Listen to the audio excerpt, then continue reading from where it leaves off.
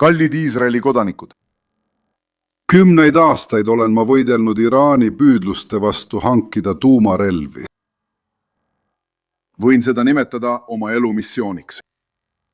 Olen seda missiooni täitnud tänaseni ja jätkan selle täitmist ka tulevikus. Kokkulepe ilma kokkulepeta. Iraanil ei ole tuumarelvi ei täna ega homme. Kuni mina olen Iisraeli peaminister, seda ei juhtu. Nüüd kuulen inimesi küsimas, mida me saavutasime, ja ma vastan neile, mida me saavutasime. Me eemaldasime enda ümbert kohese hävingu ohu. Koos oma Ameerika sõpradega viisime läbi Iisraeli ajaloo suurima õhurünnaku. Me neutraliseerisime tuumateadlased, kõrvaldasime terrorirežiimi juhid, hävitasime tuumarajatised. Me hävitasime raketid ja suurema osa tehastest, mis toodavad rakette.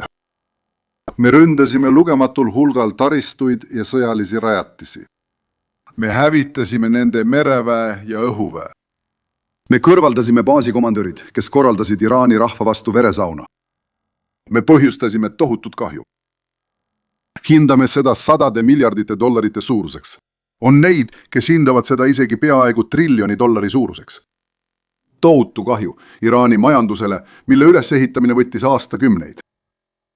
Aga siin on kõige olulisem. Kõige tähtsam on see, et me päästsime Iisraeli riigi tuumahävituse ohust. Sest tuleb mõista, et Iraan liikus tuumarelva suunas vahetult enne kõige algust. Ta liikus tuumarelva suunas ja kiirustas oma tuuma- ning raketitööstust sügavale maa alla matma. Kui me poleks tegutsenud just sel hetkel, oleksime kõik olnud selle ohu all. Ja selle Iisraeli rahva hävitamise ohu eemaldasime me endalt aastateks. Seda me saavutasimegi. Päästsime Iisraeli riigi hävingust. Aga ma ütlen teile, Iisraeli kodanikud, võitlus pole veel lõppenud ega täielik. Me peame jääma valvsaks, olema jätkuvalt tugevad ja otsusekindlad, kaitsma end nii palju kui vaja. Kas see on tõsi? Mitte ainult Iraani puhul, see kehtib ka Iraani terroriharude kohta, kelle vastu me oleme tegutsenud enneolematul viisil. Me tegime seda Gazas, tegime seda Liibanonis, Süürias, Jeemenis, tegime seda pagulaslaagrites Juudamaal ja Samaarias, tegime seda kõikjal. Me kõrvaldasime Deifi, Haniye ja Sinvari koos paljude Hamasi juhtidega, tegelikult peaaegu kõik, kes olid seal selles kohutavas veresaunas. Ma arvan, et on veel üks jäänud ja ka tema kõrvaldatakse. Me hävitasime tuhandeid terroriste ja lugematul hulgal terroristliku infrastruktuuri. Me tõime tagasi kõik oma Gaza pantvangid kuni viimase inimeseni. Keegi ei uskunud, et me suudame seda teha. Mina uskusin. Mulle öeldi, peaminister, me peame alla andma. Ära mine Rafasse. Lõpeta sõda. Toome pantvangid tagasi. Kujundame meie lahkumise Gazast võiduna. Ma ei nõustunud nende rumalate sõnadega. Me läksime Rafasse, sisenesime Gaza linna paljude arvamusele vastu ja tõime kõik pantvangid tagasi, kuni viimasegi neist. Ja mitte ainult seda. Me lasime õhku piperid, kõrvaldasime Türann Nasrallahi, takistasime Raduani vägede sissetungi Galileasse, hävitasime valdava enamuse neist 150 000 reaktiivmürsust ja raketist, mille Nasrallah oli ehitanud Iisraeli linnade hävitamiseks. Kas te mäletate, mida meil öeldi? Kui me läheme lahingusse Hizbollahka, on meil 10 000 surnuid, hooned kukuvad kokku Tel Avivis, Haifas, Jeruusalemmas, Beershevas, Iisraeli linnad muutuvad varemeteks. Kas te mäletate seda? Mina ei leppinud sellega. Me võitlesime nende vastu. Ja kuidas me võitlesime? Võtsime neilt ka võtmetähtsusega positsioone, nagu Abu For, kust Hizbollah aastaid ähvardas põhja kogukondi, tegelikult kogu riiki. Ja samal ajal tegime veel midagi. Kehtestasime sügavad turvavööndid Iisraeli riigi ümber. Tegime seda Gazas, Liibanonis, Süürias, kus muide kõrvaldasime kõik Assadi armee relvad. Assadi armee oli kurjuse telje keskne lüli. Ja ma tahan selgelt öelda, me jääme turvavöönditesse nii kauaks, kui see on vajalik meie riigi kaitsmiseks. Sest pärast 7. oktoobrit kehtestasin ma lihtsa põhimõtte. Iisrael ei luba terroriorganisatsioonidel meie piiridele asuda, kaevata terroritunneleid, tungida meie territooriumile ega valmistuda veretöödeks meie kodanike lähedal. Täna seisavad Iisraeli kaitseväe vaprad sõdurid terroristide ja meie kodanike vahel. Ja tegelikult, mida me tegime, oli kogu meie julgeolekudoktriini muutmine. Muutsime ka iseennast, murdsime hirmubarjääri.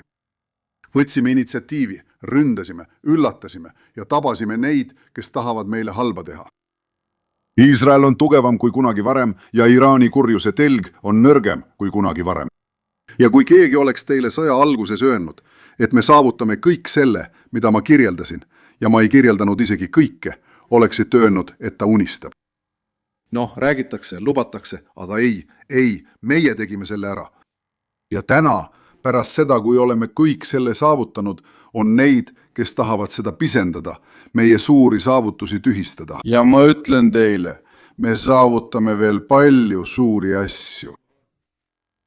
Me jätkame ohtude nurjamist piirkonnas, loome uusi liite piirkonna riikidega ja ka väljaspool seda tavame oma iseseisvuse.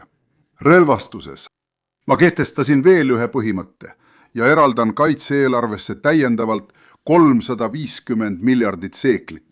Arendame tehnoloogiaid, mis ületavad kujutlusvõime piire, et muuta Iisrael veelgi tugevamaks suurvõimuks. Sest meie jõud on meie tuleviku võti, see on meie julgeoleku võti, see on meie majanduse võti, see on meie liitude võti, sest liite sõlmitakse tugevatega.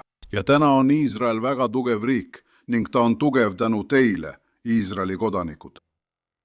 Tahan teid tänada teie kindla hoiaku eest. Tahan teid tänada toetuse eest, mida annate valitsusele, toetuse eest, mida annate mulle kui peaministrile.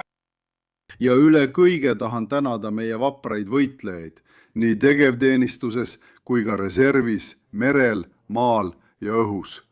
Iisraeli kaitsejõududes ja kõigis julgeolekujõududes pole kedagi teie sarnast. Iisraeli kangelased, koos püsime kindlalt ja koos jätkame võitmist. Ära karda, Jaakob, ja ära ehmu Iisrael. Koos Jumala abiga tagame Iisraeli igavikku. Kanal 14 küsimused. Tere õhtust, härra peaminister. Kas te suudate isegi sõbralikule Ameerika presidendile ei öelda? Millised on Iisraeli riigi punased jooned? Kas ründaksite Iraani uuesti üksi ja kas ründaksite Liibanoni siseseisvalt? Küsin sama küsimust. Üks küsimus. Sama küsimus. Noh, president Trump ja mina tunneme teineteist juba aastaid. Tema on Ameerika Ühendriikide president, mina olen Iisraeli peaminister. Sageli näeme asju ühtemoodi, kuid on ka juhtumeid, kus me ei näe asju samamoodi. Mina vastutan Iisraeli julgeoleku huvide eest, mina kaitsen neid ja tahan sulle öelda, et nende huvide kaitsmiseks tuleb neid kaitsta ilma agressiivsuseta. Seda tuleb teha targalt ja see nõuab palju kogemusi, palju nutikust ja põhjalikke teadmisi Ameerika olukorrast. See nõuab väga palju kogemusi.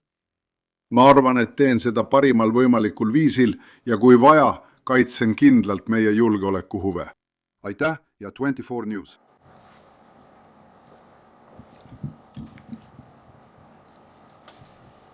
Tere härra, tahaksin teilt küsida, kas me võitsime sõja, mida te nimetate ülestõusmise sõjaks?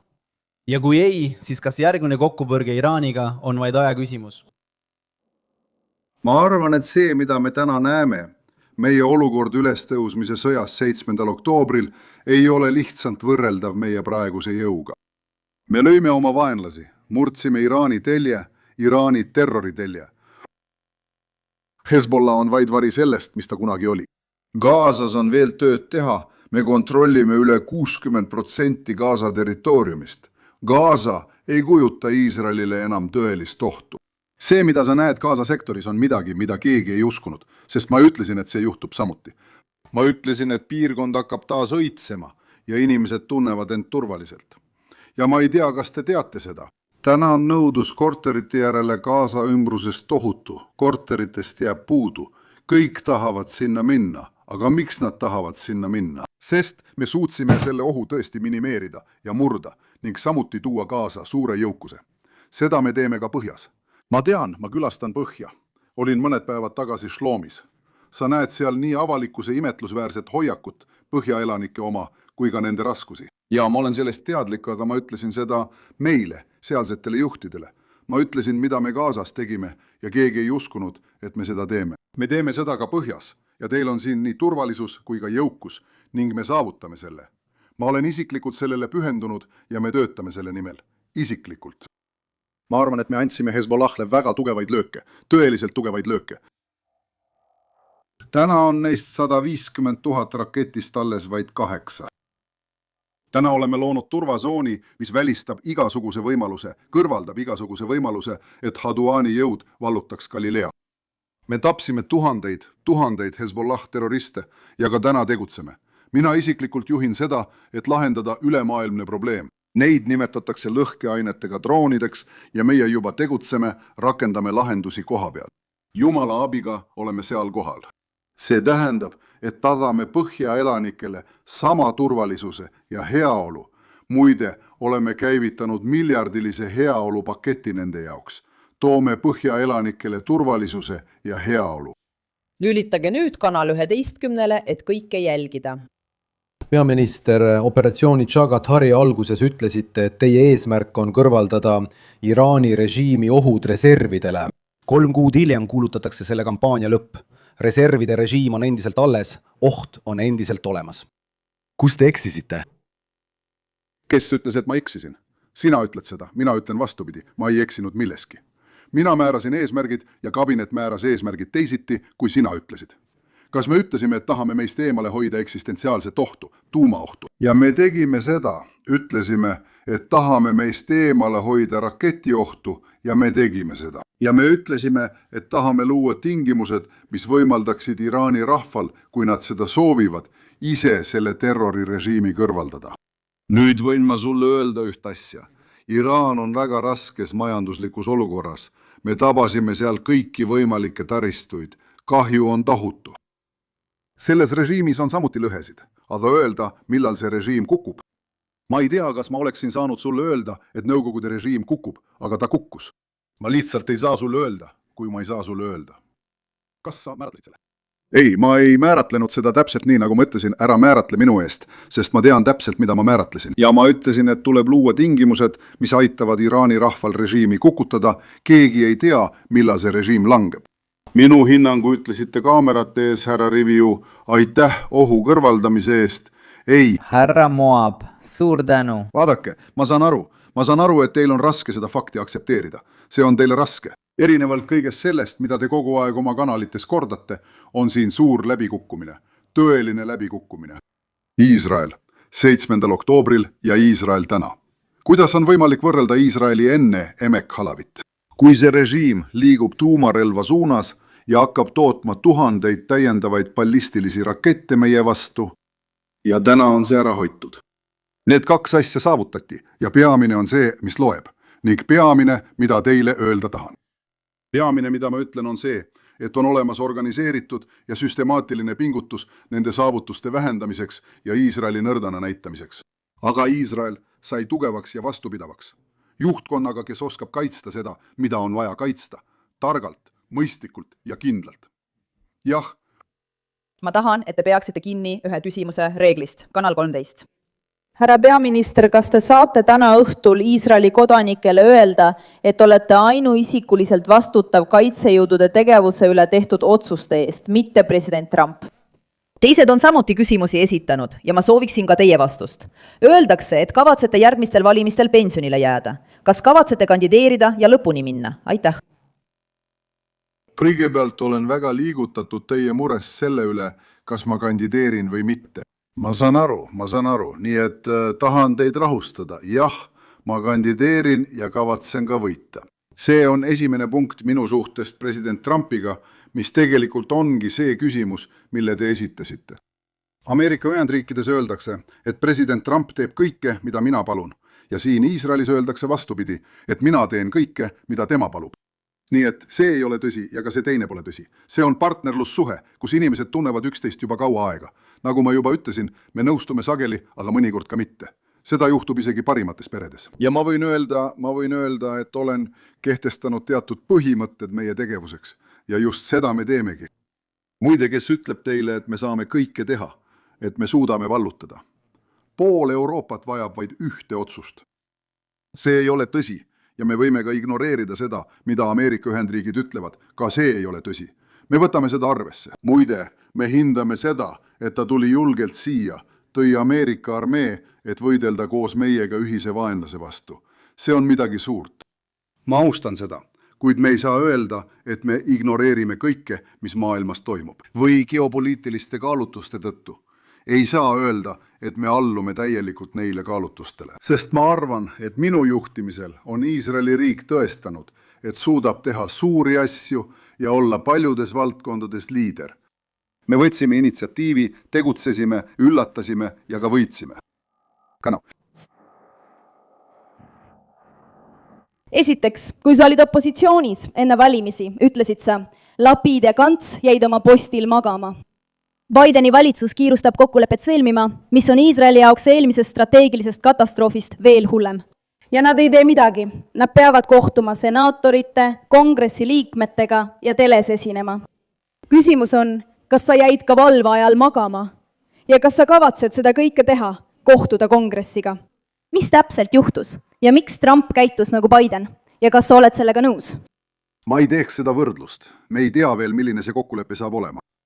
Võin öelda, et põhiline erinevus tolleaegse ja tänase olukorra vahel on see, et iga kokkuleppega peab kaasas käima usutav sõjaline ähvardus. Tol ajal ei olnud usutavat sõjalist ähvardust, ei olnud sõjalist ähvardust. Täna, tänu sellele, mida me tegime, mitte ainult Ameerika Ühendriigid, vaid meie pärast, sest me läksime sinna. 14 000 rünnakuga. See on suurim erinevus. Umbes 14 000 rünnakut pooleks, natuke rohkem või vähem pooleks. Ameerika Ühendriikide ja meie vahel on olemas usutav sõjaline ähvardus. Ma ütlen veel kord, ma võin rääkida oma kohustusest Iisraeli peaministrina, kes on pühendanud suurema osa oma täiskasvanu elust ainult ühele asjale, takistada Iraanil tuumarelvade hankimist. Ja ma ütlen, et kui ma poleks aastate jooksul teinud seda, mida tegin, oleks Iraanil juba ammu olnud aatomipommid. Nii et neil ei ole neid ja ma ei kavatse lubada, et neil oleks. Me teeme, mis iganes on vajalik. Ja taaskord, ma ei kavatse end kuidagi piirata selle eesmärgi osas ja see eesmärk on lihtne. Iraan ei saa tuumarelva. Inned! Härra peaminister, te ütlesite, et te ei ole selle lepingu Liibanoni klausliga seotud. Kas te olete selle lepingu Iraani klausliga seotud?